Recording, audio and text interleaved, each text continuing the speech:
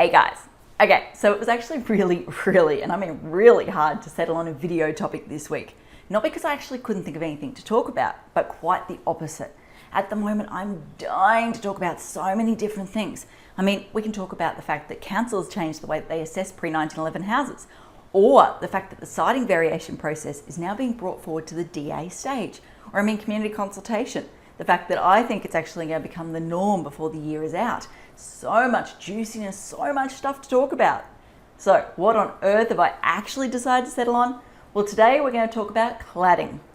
Yeah, seems a little bit boring after hearing all the other stuff, right? No, I've actually had this issue come up twice already this week in site meetings. So I thought, you know what, it sounds like it's a bit of a hot potato issue at the moment. Something we really need to talk about, something we need to spread the awareness on. So what do you need to know? Well, look, I know, I totally, and I mean totally understand that it has always been standard practice for builders when they're on site just to remove the external cladding as they're going. I mean, you discover some dry rot, you discover some termite damage, or hey, those boards, they look a little bit warped, a little bit bubbly. Compared to the brand new Schmicko extension, it's not going to work well. Let's just rip them off and replace them. Or the one I hear quite often, oh, it's got lead-based paint. It's just cheaper to rip the boards off, replace the boards, rather than stripping the boards, repainting the boards, etc., etc. I get the idea. I also totally understand that it's always been done forever and a day and no one's ever had an issue about it. Yeah, well, I'm here to tell you that times are changing. Technically, under the planning scheme, you can repair individual damaged boards. So you can do a little bit of repair work here and there, but you cannot go and rip off sections of external cladding or rip off the entire walls.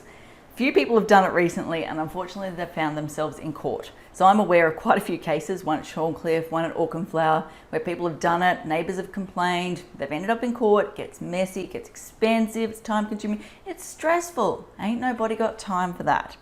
So the moral of the story, the point I want to get across today is I want to really strongly encourage people, before you start the design process, walk around the property, have a look at all the different boards and try and identify which ones you think you're going to need to replace.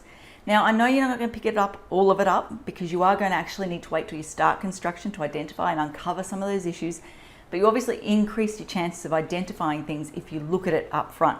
Then I want you to work out, okay, can you repair those individual boards or do you need to replace them? If you need to replace them, get approval for it at the very beginning. Get approval in advance. I've had a couple of jobs recently where we've construction's been ready to start. The builders walked around and gone, oh, hold on a sec, we need to replace this cladding. We've gone, whoa, hit the brakes, guys. We need to get approval for this from council in advance. Stop work. No one likes that at the last second.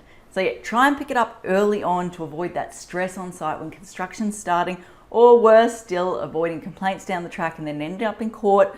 Ain't nobody, like I said, got time for that. Okay, that covers off everything I wanted to talk about today. As I always say, until next time, thanks for watching. For all you red tape lovers out there, I have one thing to say. Well, no, actually, I've got three. Number one, the advice provided in these videos is general in nature. It's not site-specific. You would be a silly Billy to go and make financial decisions based on this advice without first checking with the town planner. Don't be a silly Billy. Number two, Brisbane town planning is in no way linked to Brisbane City Council.